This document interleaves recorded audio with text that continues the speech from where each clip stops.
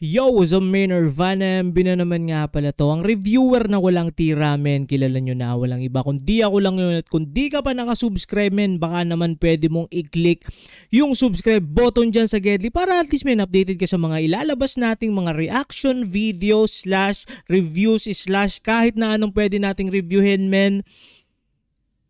Click mo na yung subscribe button para makamit natin, men, yung road to 1K subs within the year. Sana makuha natin, men, at sana masuportahan nyo tong munting community natin, men, at kita nyo naman, men, kung gaano kaangas yung swag natin, men. Shoutout nga pala sa bago nating merch, Flip Top, collaboration nito ng Crown Manila, men. Ito yung isang napakasimple lang na cup na natripan ko, men. Yung may natripan pa akong iba, men, kaya lang sold out na. Pero ito, men, ito, first time ko lang magkakaroon ng official merch ng Flip Top alone, hindi yung in collaboration. So, i-review natin, men, itong isa sa mga classic merch ng Flip Top, men, na natripang ko, men, at buti merong available na size sa akin, men. So, without further ado, men, try na natin to. Review na natin, men. At ito yon, men. Classic Matches Flip Top Battle League. Men, tingnan nyo. Ito medyo overexposed tayo. Ito, men. Yung una kong mahawakan yung tela nito, men. Sobrang angas, men. Sobrang makapal yung tela, men. Hindi siya basta-basta na tela yung ginamit. Tapos, men, ito pa. Yung tag, men. Kita nyo naman, men, oh. Flip Top official merch. At ito yung likod, men. Ito yung likod. Bogs. Classic matches. Asa na yun? Di kita masyado. Ang hirap kasi dito. Yan o. Battle League, men. Tingnan mo naman, men. Kung gaano kaangas, men, no? Thumbnail muna tayo. Men, napakaangas. Napakaangas, men. Napakasimple lang niya, men, no? Yun yung nagustuhan ko, eh. Yan, no? Simple lang siya, men. Tapos, men, sobrang quality, men, ng tela, men. Para sa akin, sobrang solid nito. Sobrang quality nito. At yun, men, first, ko to, men. First merch ko to ng Flip Top in 15 years. Men, ganun talaga, men. Kasi dati, college ka pa lang, wala ka pang pera, wala ka pang spare.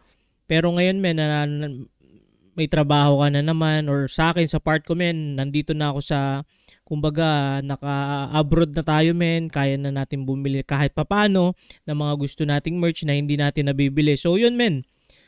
Sinusuportahan natin yung mga locals na ako, men, sobrang bihira ko lang na bumili na mga like mga kahit mga branded, men. Hindi ako hanggang lang ako, men, Blue Corner. Ito ang t-shirt ko sa ko to, sa wife ko to, eh.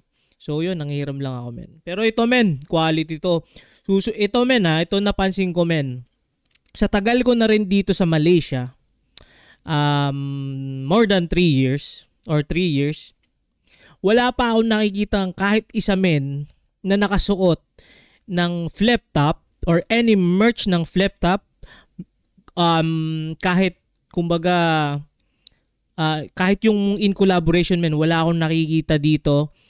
Lumalabas din naman ako, men, sa mga malls, and yun, wala talaga akong makita. At, men, hindi ko sure, men, kung sobrang daming Pinoy dito, men, sa Malaysia. Yun ang masasabi ko. Hindi ko lang din sure kung yung mga fans ng Flip Top dito sa Malaysia is, yun nga, meron din sila mga merch. Kasi yun nga, kailangan mo pa ng, katulad ko, men, na nakuha ko to kasi may pumunta sa akin ditong pinsan at pamilya pumunta. So, nagpabili tayo ng merch.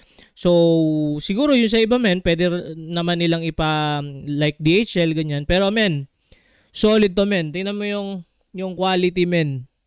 Sobrang angas. Titingnan ko yung loob, men.